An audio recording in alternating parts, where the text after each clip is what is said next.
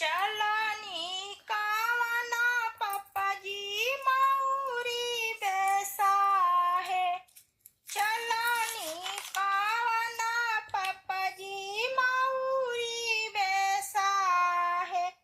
ठीक है दोपहरिया के बेर, ठीक है दोपहरिया के बेर, अमावा के डाढ़ी चढ़ी बोलले कोयलिया, अमावा के डाढ़ी चढ़ी बोलले कोयलिया।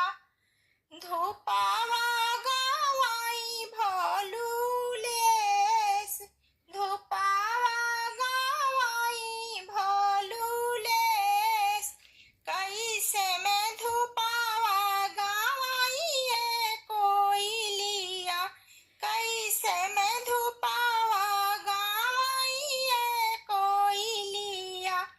बाबू लगनिया समातुल, बाबू लगनिया समातुल।